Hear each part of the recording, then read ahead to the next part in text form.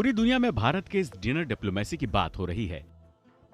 जो Biden, Rishi Sunak, Olaf Scholz, Mohammed bin Zayed, Mohammed bin Salman, Tayyip Erdogan, Giorgia Meloni, Anthony Albanese जैसे दुनिया के बड़े बड़े नेताओं ने शुद्ध शाकाहारी भारतीय व्यंजनों का स्वाद चखा।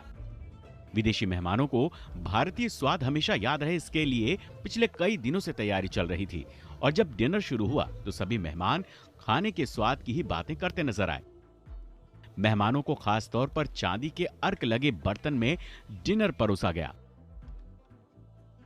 राष्ट्रपति द्रौपदी मुर्मू के इस डिनर प्रोग्राम में भारत के उस संकल्प की झलक भी शामिल थी जो दुनिया से भूखमरी खत्म करने की मुहिम के तौर पर शुरू हुई है।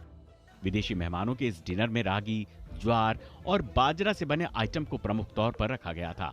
भारत की पहल पर संयुक्त राष्ट्र ने वर्ष 2023 को इंटरनेशनल ईयर ऑफ मिलेट घोषित किया है।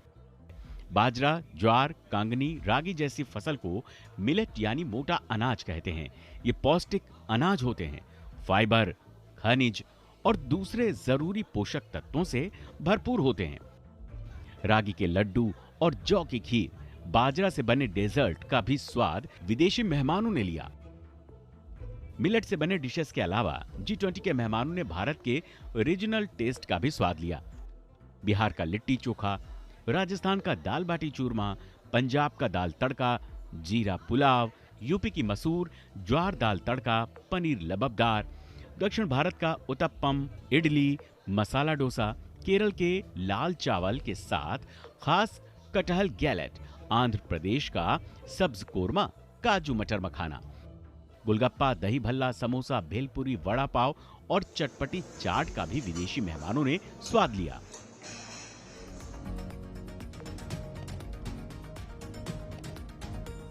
पेय पदार्थों में कश्मीरी कहवा था, फिल्टर कॉफी थी, दार्जिलिंग चाय और पान के स्वाद वाला चॉकलेट भी राष्ट्रपति के विशेष मेहमानों का स्वाद बढ़ा रहे थे।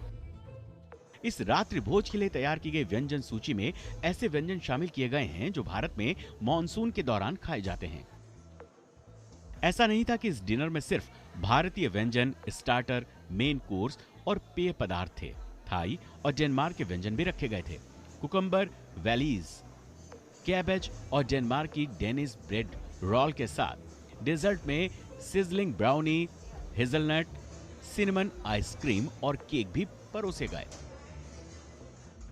भारत ने G20 के इस डिनर डिप्लोमेसी के जरिए दुनिया को मोटे अनाज से भुखमरी दूर करने का मंत्र भी दिया।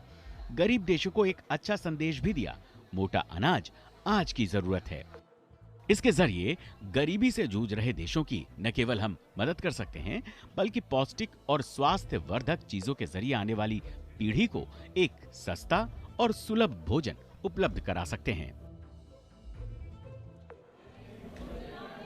जो तस्वीरें देख रहे थे दरअसल वो भारत के जायके को तो सामने रखा ही जा रहा है, लेकिन इस जायके में खासियत ये भी है कि 500 अलग अलग तरह के व्यंजन हैं।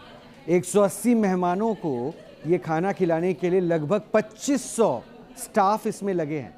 और उस स्वाद के ज़रिए, क्योंकि थोड़ी देर पहले हमने ही आपको बताया था, एक बार फिर से हम आपको दोहरा रहे हैं कि पेट के ज़रिए जो है ना दिल का रिश्ता अच्छा बनता है। और भारत तो अपने अतिथि को हमेशा भगवान मानता है। हमने यही परंपरा को हमेशा निभाया है। हमने वैसे भी इस थीम में भी देखा है कि वसुधैव कुटुंबकम की नीति के साथ भारत आगे बढ़ रहा है।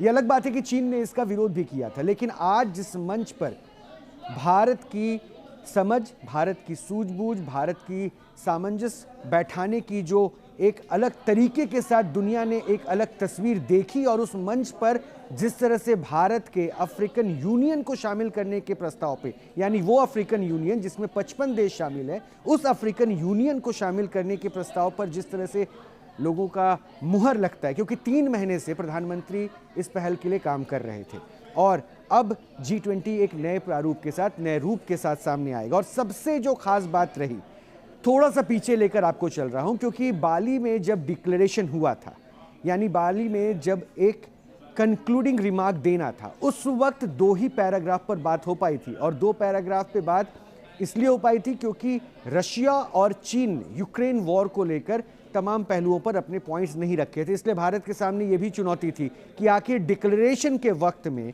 क्या भारत उस मंच को तैयार कर पाएगा जहां पे जितने भी चेहरे हैं वो दिल्ली डिक्लेरेशन में एक साथ आएंगे, क्योंकि G20 वो मंच है जिसमें सहयोग की बात होती है, जिसमें सबको साथ लेकर चलने की बात होती है। और यहाँ पर जिन जिन मुद्दों पर भारत ने पॉइंट रखा, जिन पे फोकस किया, जिन मुद्दों पे उन्होंने चाहा कि दुनिया के ये बड़े देश जो लगभग 85% जनसंख्या को रिप्रेजेंट करते हैं, इकोनॉमी को रिप्रेजेंट करते हैं, इनका रिप्रेजेंटेशन इतना बड़ा है, वो मुल्क कम से कम सामने आए और भारत की उन बिंदुओं पर चर्चा करें, जिसमें एक बड़ी चुनौती जो इंसान के लिए वो है जलवायु परिवर्तन की समस्या से किस तरह से दुनिया को जीरो एमिशन की तरफ बढ़ना है, इस पर भी फोकस किया गया।